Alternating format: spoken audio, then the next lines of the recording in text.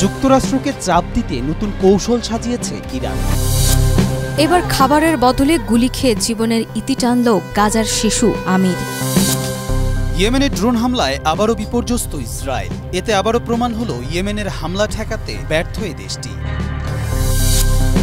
গাজা যুদ্ধ শুরু হওয়ার পর থেকে নিজেকে শেষ করেছেন প্রায় 50 ইসরায়েলি সেনা, যা ইসরায়েলি সামরিক বাহিনীর মধ্যে গভীর উদ্বেগ সৃষ্টি করেছে। এবার পাকিস্তান মহাকাশ গবেষণায় নতুন ইতিহাস গড়ল। দেশটির space and upper atmosphere research commission নিজস্ব প্রযুক্তিতে তৈরি একটি আধুনিক রিমোট সেন্সিং স্যাটেলাইট সফলভাবে মহাকাশে উৎক্ষেপণ করেছে।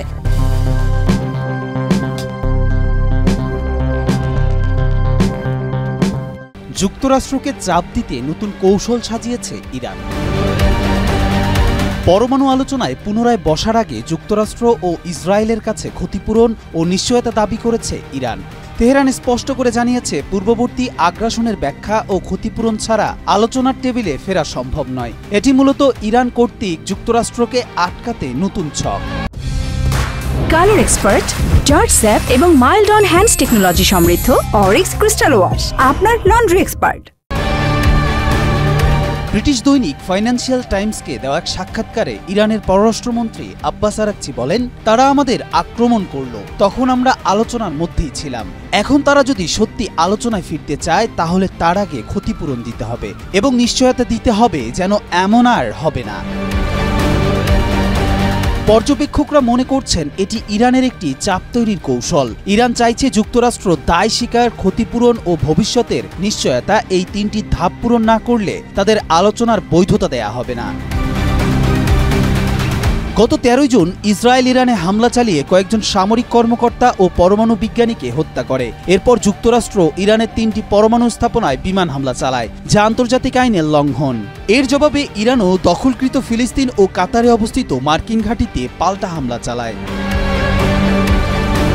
আরাকচি জোর দিয়ে বলেন যে আলোচনার পথ একেবারে বন্ধ না হলেও তা শুরু হতে হবে যুক্তরাষ্ট্রের সদিচ্ছা দিয়ে। তিনি হুঁশিয়ারি দিয়ে বলেন, যদি যুক্তরাষ্ট্র এখনো শূন্যমাত্রার সমৃদ্ধকরণ চায় তাহলে আলোচনার কোনো ভিত্তি থাকবে না। একই সঙ্গে তিনি ইউরোপীয় দেশগুলোকে সতর্ক করে বলেন, তারা যদি স্ন্যাপব্যাক মেকানিজম চালু করে তাহলে আলোচনার পথ সম্পূর্ণ বন্ধ হয়ে যাবে।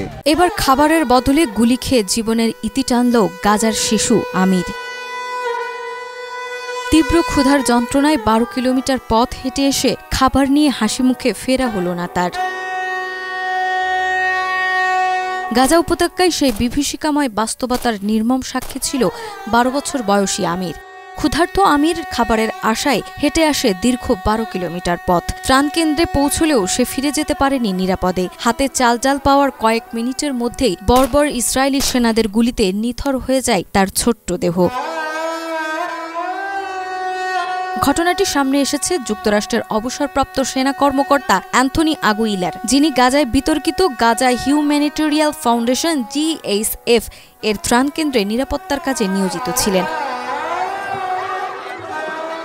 এক সাক্ষাৎকারে আগুইলার জানান, গত 28 মে তিনি ত্রাণ বিতরণের সময় আমিরকে দেখেছিলেন। প্রচণ্ড ভিড় ঠেলে ছোট্ট হাতে কিছু চাল ডাল নিয়েছিল সে। এরপর কাছে এসে কৃতজ্ঞতায় তার হাতে চুমু খায় আমির, বলে শুকরিয়া।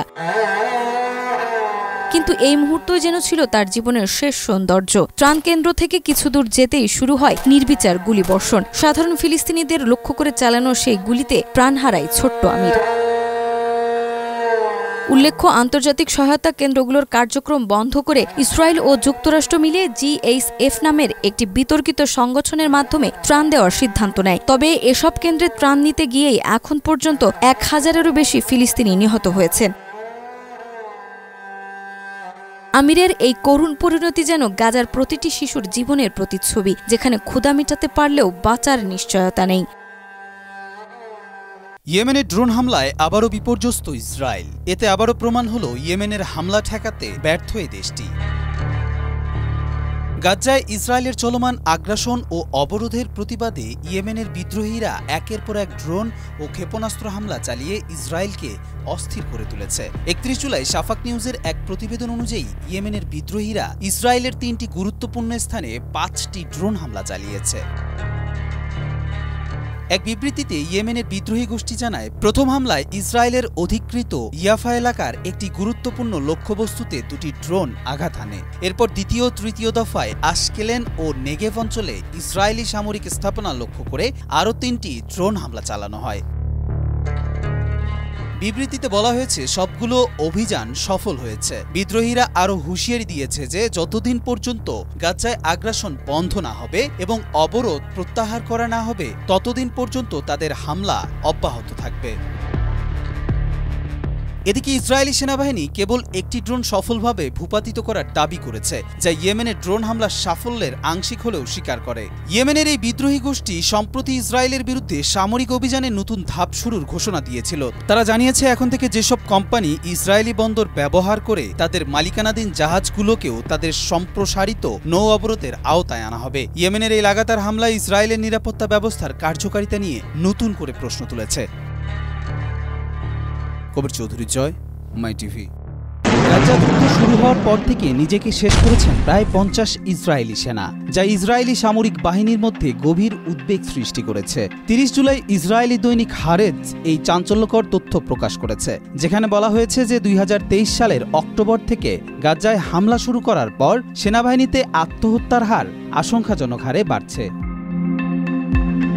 2023 সালে মোট 17 জন সেনা নিজেকে শেষ করেন, যার মধ্যে 7 জন গাজা যুদ্ধ শুরুর পরপরই জীবন শেষ করেন। আর 2024 সালের শুরু থেকে জুলাই মাস পর্যন্ত আরও 24 জন সেনা আত্মহননের পথ বেছে নিয়েছেন, যা যুদ্ধকালীন সময়ে মোট আত্মহত্যাকারীর সংখ্যার প্রায় 50-এ নিয়ে এসেছে। হারেজের প্রতিবেদনে ইসরায়েলি সেনাবাহিনীর মানসিক স্বাস্থ্য সেবায় ভয়াবহ ঘাটতির বিষয়টি তুলে ধরা হয়েছে। মনোরোগ চিকিৎসক, ক্লিনিক্যাল সাইকোলজিস্ট এবং সমাজকর্মীদের তীব্র সংকটের কারণে যুদ্ধক্ষেত্র থেকে ফিরে আসা বা দায়িত্বরত বহু সেনা সময়মতো চিকিৎসা নিতে পারছেন না। বিশেষ করে নিহত সেনাদের মরদেহ শনাক্তে কাজ করা ইউনিটগুলোর সদস্যদের মধ্যে মানসিক ট্রমা ও পোস্ট ট্রমাটিক স্ট্রেস ডিসঅর্ডারের প্রবণতা অনেক বেশি। সেনাবাহিনীর তথ্যমতে প্রতি মাসেই শত শত মানসিকভাবে বিপর্যস্ত সেনাকে পুনর্বাসন শাখায় ভর্তি করা হচ্ছে। ইসরায়েলি সামরিক বাহিনীর প্রকাশিত তথ্য অনুযায়ী 2023 সালের অক্টোবর থেকে গাজা যুদ্ধ শুরুর পর এখন পর্যন্ত 898 জন ইসরায়েলি সেনা নিহত ও 6134 জন আহত হয়েছেন। তবে দেশটির অভ্যন্তরীণ মহলে প্রকৃত ক্ষয়ক্ষতি গোপনের অভিযোগ রয়েছে। অনেক পরিবার দাবি করেছে যে নিহত সেনার প্রকৃত সংখ্যা আরও বেশি। 2023 সালের 7 অক্টোবর থেকে গাজা উপত্যকায় ইসরায়েলের অবিরাম হামলায় এ পর্যন্ত 60,000-এর বেশি ফিলিস্তিনি নিহত হয়েছেন, যাদের বেশিরভাগই নারী ও শিশু। কবির চৌধুরী, জয়, মাই টিভি। এবার পাকিস্তান মহাকাশ গবেষণায় নতুন ইতিহাস গড়ল। দেশটির space and upper atmosphere research commission নিজস্ব প্রযুক্তিতে তৈরি একটি আধুনিক রিমোট সেন্সিং স্যাটেলাইট সফলভাবে মহাকাশে উৎক্ষেপণ করেছে। স্যাটেলাইটটি নগর পরিকল্পনা, দুর্যোগ ব্যবস্থাপনা, কৃষি উন্নয়ন সহ বিভিন্ন জাতীয় গুরুত্বপূর্ণ খাতে সহায়তা করবে। একই সঙ্গে এটি চীন পাকিস্তান অর্থনৈতিক করিডোর, সিপিইসি, জলবায়ু পরিবর্তন পর্যবেক্ষণ এবং পরিবেশ ব্যবস্থার মতো অগ্রাধিকারপ্রাপ্ত প্রকল্পেও অবদান রাখবে। 31 জুলাই দেশটির প্রভাবশালী সংবাদ মাধ্যম ARY নিউজ এই তথ্য জানায়। উন্নত ইমেজিং ও সেন্সর প্রযুক্তি সজ্জিত এই স্যাটেলাইট প্রাকৃতিক দুর্যোগ যেমন বন্যা, ভূমিকম্প, ভূমিধস, হিমবাহু গলে যাওয়া কিংবা বন উজাড়ের পূর্বাভাস দিতে সক্ষম। ফলে এসব তথ্যের ভিত্তিতে সম্পদ ব্যবস্থাপনা ও দুর্যোগ প্রস্তুতি আরও কার্যকর হবে। এছাড়া ভূ-অবস্থানিক মানচিত্র তৈরিতে এবং অবকাঠামো উন্নয়ন পরিকল্পনায় বিশেষ করে সিপিইসি প্রকল্পে গুরুত্বপূর্ণ ভূমিকা রাখবে এই স্যাটেলাইট। পাকিস্তানের পরিকল্পনা ও উন্নয়ন মন্ত্রী আহসান ইকবাল জানান, স্যাটেলাইটটি নির্ধারিত কক্ষপথে সঠিকভাবে প্রবেশ করেছে। এছাড়াও আগামী বছর পাকিস্তান মহাকাশে একজন নভোচারী পাঠানোর পরিকল্পনা নিয়েছে। আর 2035 সালের মধ্যে চাঁদে পৌঁছানোর লক্ষ্য নির্ধারণ করা হয়েছে। এই সাফল্য পাকিস্তানের বৈজ্ঞানিক সক্ষমতার নতুন দিগন্ত উন্মোচন করবে বলে মনে করছে বিশ্লেষকরা। নাজমা, মাই টিভি।